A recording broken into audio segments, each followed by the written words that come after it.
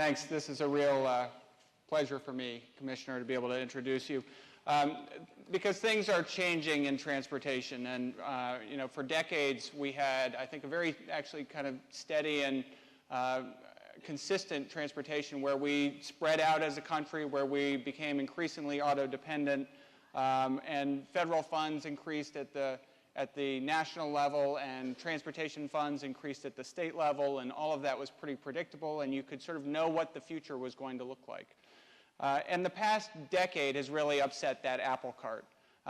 We have severe challenges at the state level and federal level in terms of transportation funding. In fact, if Congress fails to act, the Transportation Trust Fund is going to run out of money at the end of this summer. We have VMT, vehicle miles of travel, seems to have plateaued nationally over the last decade or so. Transit ridership is massively increased, and we have new transit projects across the country, from the Twin Cities to Denver to Salt Lake, Phoenix, Cleveland, Charlotte, Indianapolis. The list goes on, just a raft of transit building around the nation.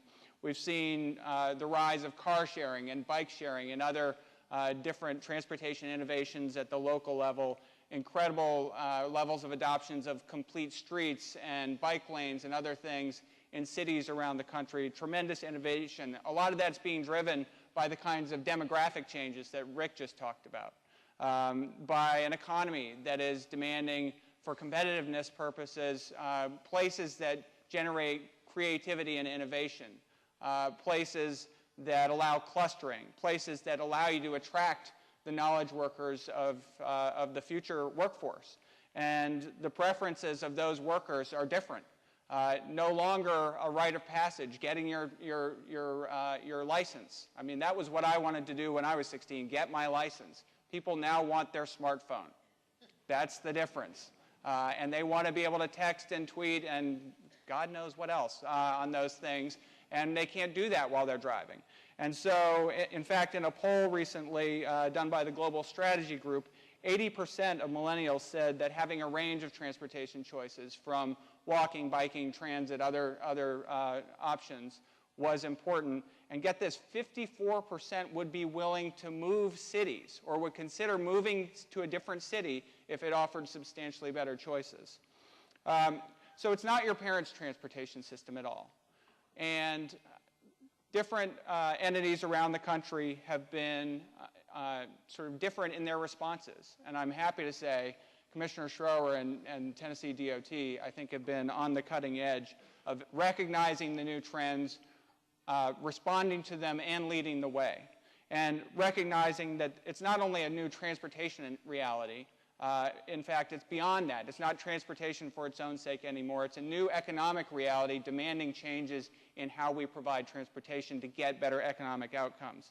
And you can see this in the Commissioner's right-sizing initiative, in the multimodal access grants that were just announced, I believe, earlier this week or last week, in the tremendous job the state does in just maintaining, in a very fiscally conservatively minded way, the state of its existing facilities. All of these, I think, are key and really are examples of leadership that we need to see more of around the country.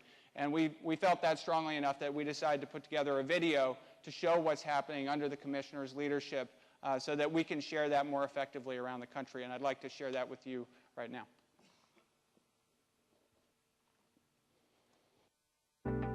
My name is John Schroer, and I'm the Commissioner of Transportation for the state of Tennessee. We're the only agency in the state that produces a product, and that product is oftentimes roads, but other things, but mainly a product. And so I run a $1.8 billion a year business that has 4,000 employees, and it's a daily challenge to do that. We've basically broken down the department and built it back up. And we did what was called a top-to-bottom review, and we looked at everything that we did, and we analyzed it from a production standpoint to a financial standpoint, changed a lot of the leadership within the department, brought in a lot of people from the private sector. I found when I moved into this position is that a lot of cities did a poor job of long-range planning in in how they did zoning and how they approved projects, and took very little consideration into the transportation mode. And oftentimes those cities would then call us up and say, we've got a problem, you need to help us fix it. Well, that problem was self-created. It was created because they made bad zoning decisions. They put a school in the wrong place without thinking about transportation. I can't tell you how many times I've been asked to build a bypass to a bypass. And that purely is bad planning. And so we've got a whole division now that's working with communities to try to help them not make those bad decisions. And when that happens, the state saves money.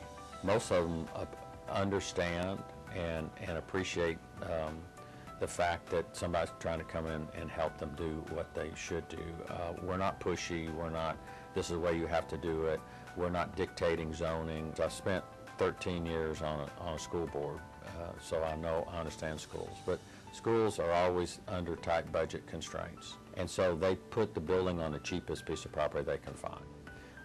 And that usually means there's no transportation to it. And we've got many situations like that. And what happens is it becomes more expensive as you go up the government chain.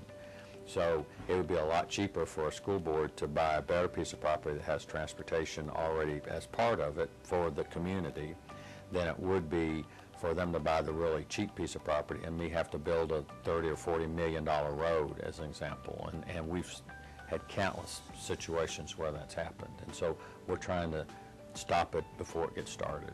And we're doing that across the state. Most DOT's missions are, you know, we want to move goods and products and people safely throughout the state and you know, provide good quality of life. And that's second to our plan. Our mission is to be the best DOT in the nation. If we build great roads and we make sure that people flow and goods flow conveniently and comfortable through those roads without fatalities, without backups, that the throughput is good, all those things, if we do that really, really good, we will be the best DOT in the nation.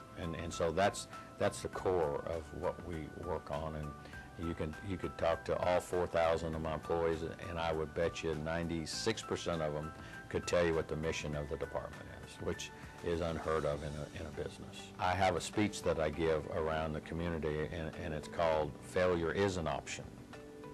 And in a lot of cases, you'll see people say, failure is not an option. Well, failure in my department is an option because you seldom succeed without failing first. And if you're scared of failure, then you won't challenge anything.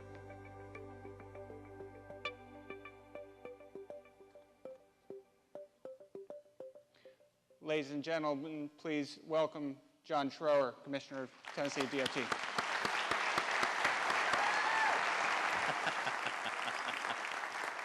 I don't know if I'm on. Thank you. Am I on? Am I on? I'm on. Do you want to advance your own slides? I do want to advance my own slides. And there is a little thing there, right? There is. Well, hey, how y'all doing? You know, if you were here last year, I started to give a speech. Tokes, my buddy over there, took all of my time.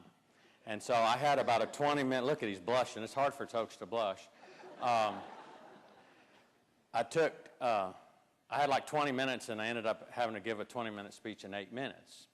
And at this time, a couple of things is interesting. They have 30 minutes of time behind me, so in case I run over, but I'm not going to run over. I'm going to be relatively brief. Thanks for coming. This is a great program, and I love participating in it. Oh, gosh, I hate that picture. I didn't know that was on there. So anyway, last year I was going to talk about funding a little bit, and I didn't have much time, and so I said one simple phrase. I said, well, the state of the funding, well, it just sucks here is what it does. And there we go. Those are my two. I'm so glad you asked how bad it sucks. You know, we talk about reality and what's going on. The next 15 minutes is going to be kind of a stark reality about where transportation is on a funding side and what we as a state are doing. But let me tell you how bad it is. So this is really simple. We are at a crossroads in our country. And funding is something that's on a lot of people's minds, and especially the DOTs. And we have to talk about it every day. And that little number over there is an important number because funding is set to expire officially on September 30th, 2014. And so what does that mean to the states? Well, it means this. And we laugh. But let me tell you that if something doesn't happen on a federal side, that big fat zero right there is how much money the state of Tennessee and every other state in the nation will get from the federal government in 2015. That's a sobering thought when you think about it, and it's being skipped over. And I'm here to tell you that is a real situation. Well, how could that possibly happen? Well, I just happen to have a slide to tell you that. But it starts out first as MAP 21 was approved 2 years ago, basically, and it was for 2 years. But prior to that, we were under a program called Safety Lou, and Safety Lou was funding. And in the late 1990s and early 2000, there was a lot of money that was available for transportation. And so people started spending money, and things were good, and people were driving more, and cars were just burning the hell out of gas, and things were going really good. And then all of a sudden, things happened. That started changing, and we went into a recession. And we went into the recession, and all of a sudden, there wasn't enough money to fund transportation. So they started putting dollars from the general fund into the transportation budget. So during Safety Lou, they put in about $55 billion from the general fund. That was mainly during the 9 reauthorizations that went through Safety Lou, about $55 billion. And then they decided that wasn't good, and so they passed MAP 21, and they only passed it for 2 years. Everybody that knows anything about transportation knows that they passed it for 2 years. Well, why did they? Well, they passed it for 2 years because they can only find enough money from the general fund to fund it for 2 years. So they put in approximately $6 billion in 2013, and they're putting $12 billion in 2014. And they thought that would take us to the end of September the 30th, 2014. They were wrong. We're on the verge at this moment, right in here, to run out of money from the federal trust fund before the opportunity for reauthorization happens, and it's probably going to happen in July. This kind of says right at the beginning of September, but state departments of transportation, believe it or not, are actually putting a run on the bank, and we're trying to do the same thing. We're trying to get as much money as we possibly can because the fund, the trust fund, the federal trust fund, the thing that we rely on will be out of money sometime in July or maybe even June this year, which means there will be no money available for funding transportation through September 30th. Now, that's a scary thought. And then everybody said, well, but then we'll be back on October 1st, but that's not the case. And why, you ask? I happen to have a slide for that, too. But I can't push the right button. This is what we call, and a lot of times you talk about a fiscal cliff, and you hear that in the federal government, fiscal cliffs. We call it the fiscal sinkhole because it actually kind of falls off, and it looks like all those Corvettes down in here, up in Bowling Green. I wish I had one of those. That would be nice. But what's happened? Well, what's happened is we've been committing more dollars than has been coming into the trust fund. Now, who finds that amazing that we are doing deficit spending in Washington? I know that's a surprising thing, but that's what's going to happen.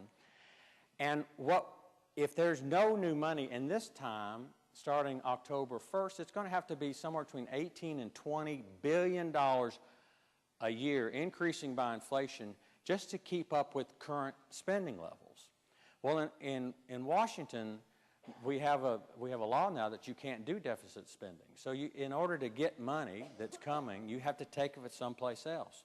There will not be a gas tax increase in Washington. You can absolutely bet on that. And there's probably not going to be any money taken from the general fund. So what would happen if that scenario is laid out?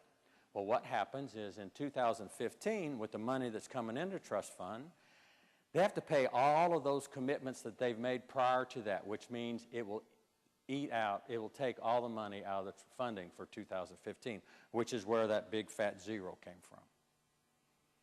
And that is not an unrealistic situation. In the months to come, you will hear a lot about that. As a matter of fact, I'm going to talk about it briefly. The President rolled out yesterday a plan for maybe funding transportation in the next 4 or 5 years. But what will happen is if they just say, okay, transportation, you get what is paid in. So we're not going to raise gas taxes. So we're going to get the $32 billion that comes in, but we have to pay back all of that part. And then we still have to continue to pay back a little bit as we go forward. So what will happen is my budget will go from, I get about $900 some odd million a year from the federal government.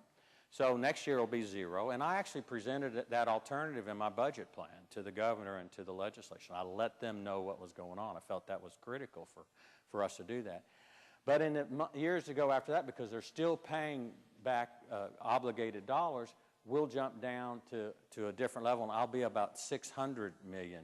So my budget in that case will go from zero up to $600 million, which is still a 30-some-odd% decrease in funding transportation, which puts us at a dilemma. And how do we run a department? How do we do the things we do without some kind of long-term funding option? And that's a tough question. And so we want to point a few things out. One is, this shows you where my money comes from. $976 million federal, $826 million from state taxes. So we're about 62% funded by the federal government. And I say that, we're really not funded by the federal government. That's money that we've sent up to Washington, and it comes back with strings attached. And that's what happens when we send money to Washington. And we love doing it, too. It's one of our most favorite things to do.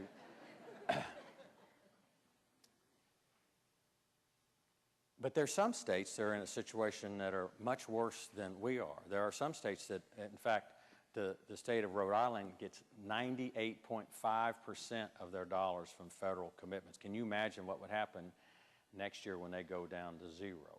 We're in a situation where we can withstand that, and we do it because of a couple of reasons. One is we can purely go to a maintenance situation. I don't know if you read in the paper this year when we did our 3-year plan, we had no new starts in our 3-year plan. We have a lot of money, we have a lot of projects in our backlog, and I'm going to show that number to you in just a minute. Well, I'm not going to show you that number. We've got a new Anthony Holt, are you up here somewhere? You're listening to me? You better, okay. So Anthony's seen this presentation like 6 times. I tried to change it up for you today so it wouldn't be so redundant. Thank you, appreciate it. In Tennessee, we have an $8.5 billion backlog. That's how many projects that we've got in the queue. And that's a lot of money. And the reason why it's a lot of money is I only have about $500 million a year of discretionary spending. And a lot of the rest of the money goes to maintenance and resurfacing and bridge programs and money out to communities, to counties and cities and things that we have to do as part of our budget. So I've got about $500 million worth of discretionary spending. And so about 2 years ago, someone came to us, and we had a project in Dixon, Tennessee. In fact, I don't know if I saw the mayor of Dixon, but anyway, we were in Dixon, Tennessee, and they wanted to build a bypass. And we looked at that, and it was a great bypass to Highway 46, and it was going to cost about $45 million.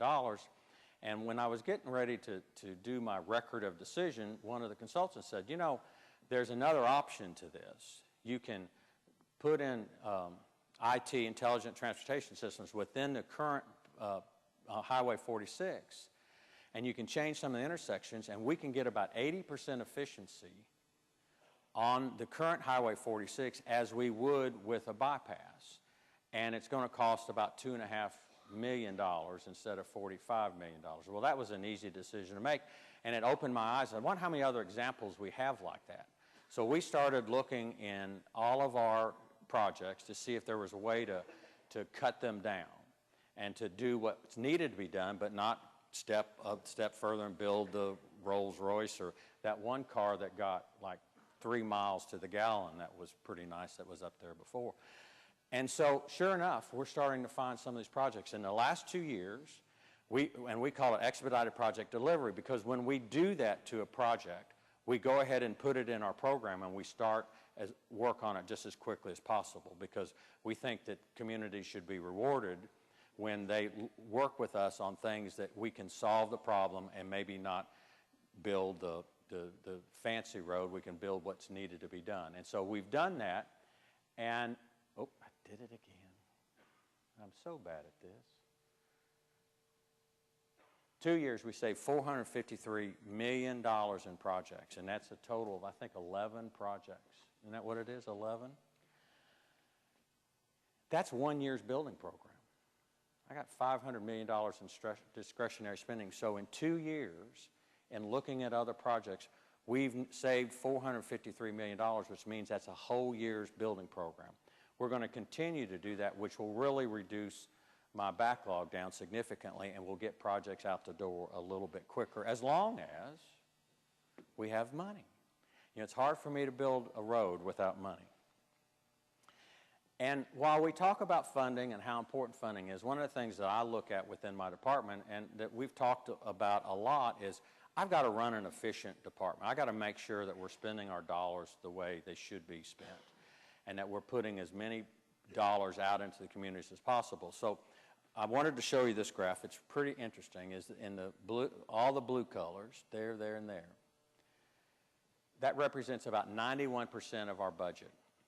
And if you look at that, that means that's construction, maintenance, and grants. 91% of our money that we receive goes back into the communities in forms of construction, maintenance, and grants. That is a great number. It's significantly higher than most other DOTs, and I use the worst one that we can find is the New York DOT. So we like to compare ourselves to the worst, because then we look a whole lot better.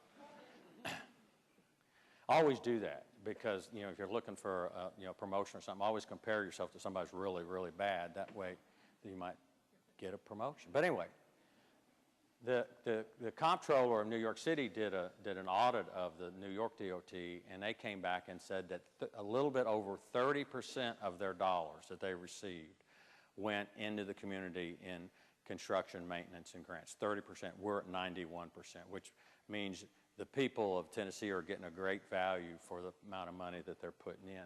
And the other thing I'm really excited about, and I'm happy to show you, is this little red 2%.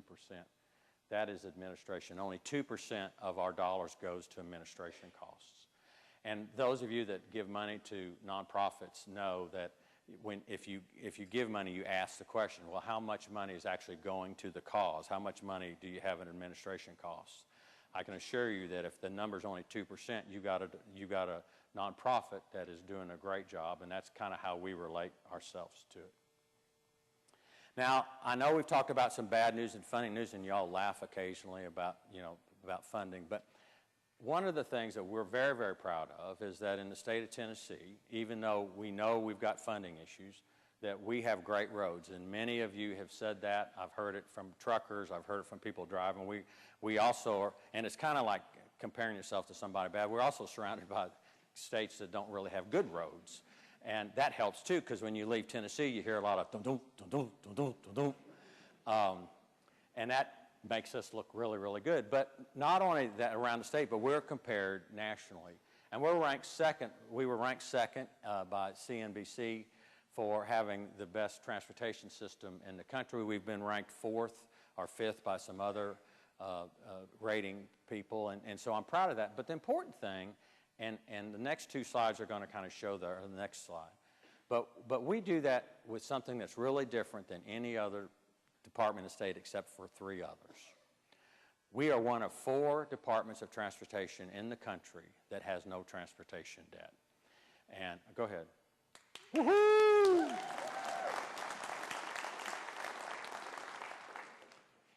And think about that. You know, Texas is ranked first in this category, and Texas has $18 billion of transportation debt, just transportation debt.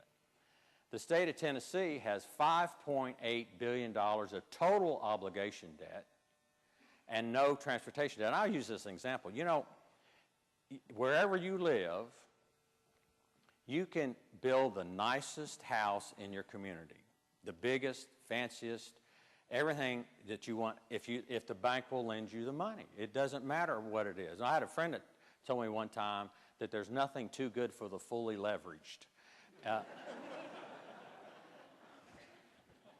I like that. I used to live that life. But anyway, and that's really great. And everybody said, look at that beautiful house. Look at that lovely house. You can even borrow money to put furniture in it if you want to. Or you go down to that rent me furniture place and do that. But there's only one problem. At some point in time, you got to start making your mortgage payments. And in the state of Tennessee, we don't have to make mortgage payments. So we have the second best roads in the nation. I'm just going to use that one because we're not first anyplace else. We have the second best roads in the nation, and yet we have no transportation debt. One other thing I want to show you, and this is a fascinating, so this is the only statistic that you'll have to think about. You had to think a lot on the earlier presentations. Mine are designated towards commissioner's intelligence levels, so I still don't know what you all were talking about. There were like skyscrapers going up in the air and stuff. We don't build roads like that. How do you get roads around those big, tall buildings like that? So usually you want to be first in anything that you do.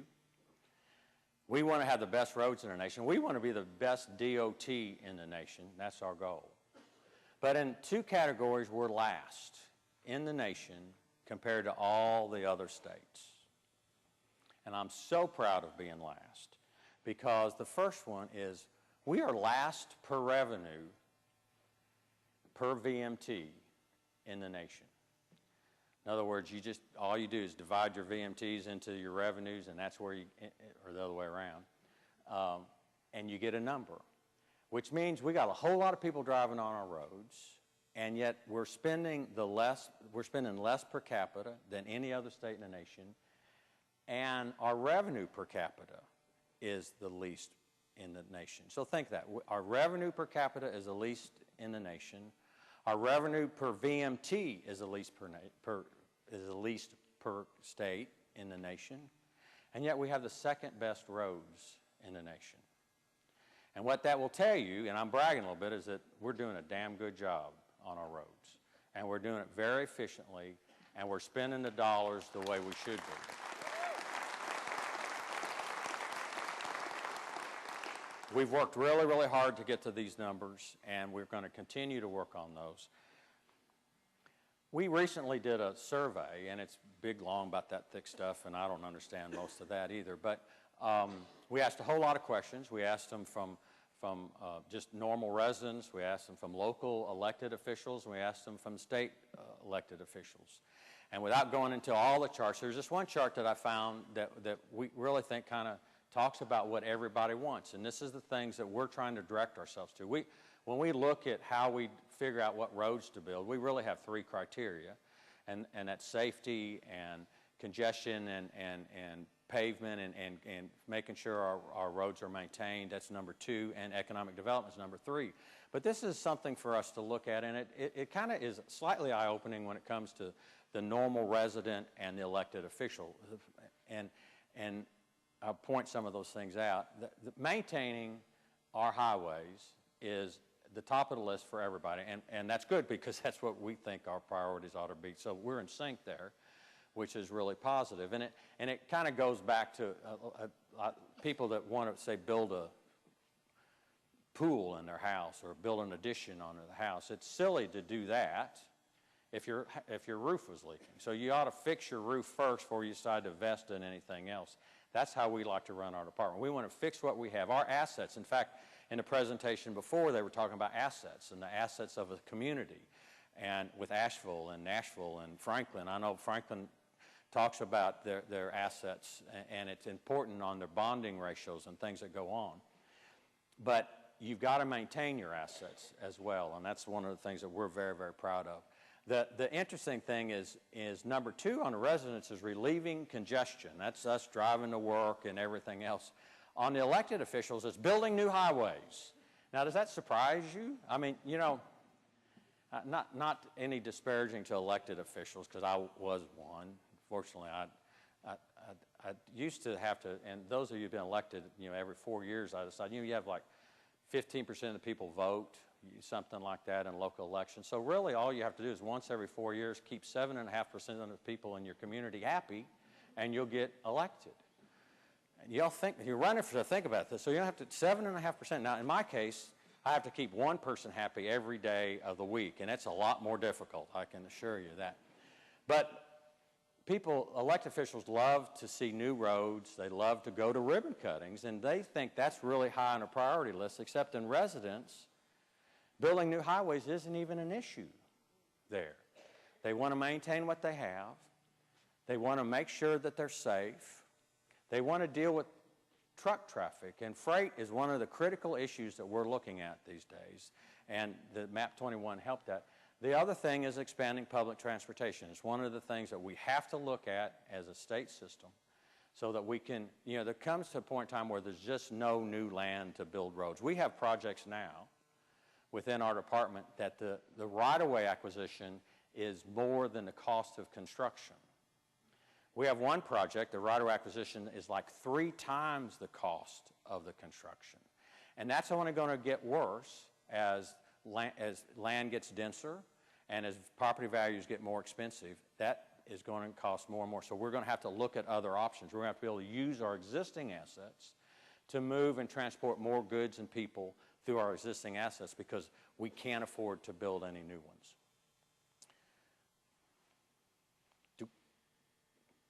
You know, John, if you push the right button. Oh, those of you that work for me, my first name is John. It's not Commissioner.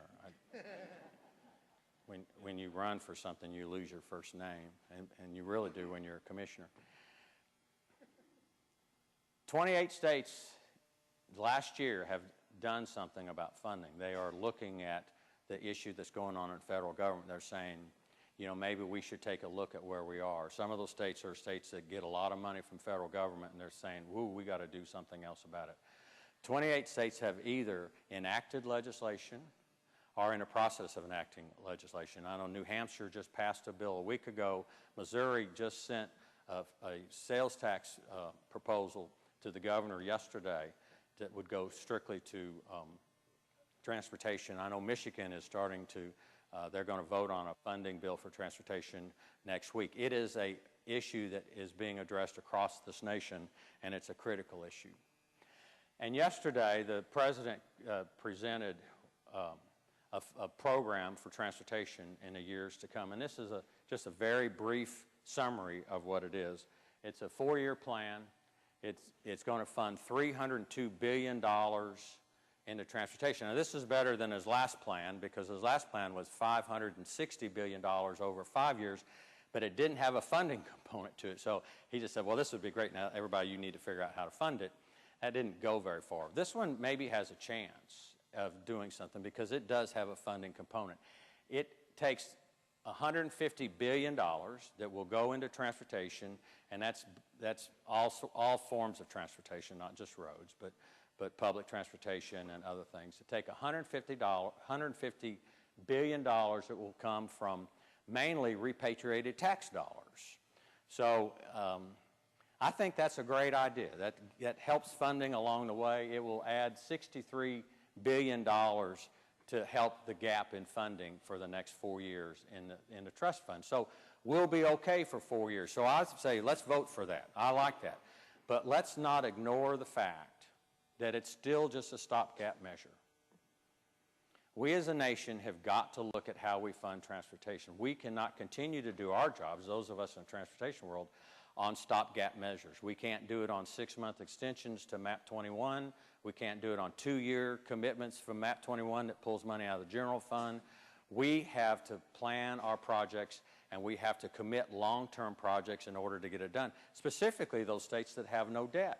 I can't commit to a project unless I'm absolutely sure I know where the money's coming from. This is a good program. It'll get us through 4 years, but during that meantime, we've got to figure out how we're going to fund transportation. I don't know what the answer is. I've got ideas and I've got thoughts, but as a community and as a nation, we're going to have to look at that. Transportation is a thing we touch everybody every day. It is the thing that makes this country as good as it is. We are losing grounds with other countries in transportation because we are not investing in our assets. We are not investing in the things that we created back in the 50s and 60s. We're letting them gradually go away while other countries are surpassing us. And when they do that, they will surpass us economically as well, because transportation is the backbone of economic development. It is the thing that we have to focus on, and I'm committed to do that. I think this is my last slide. So thank you all very much. I appreciate y'all coming out.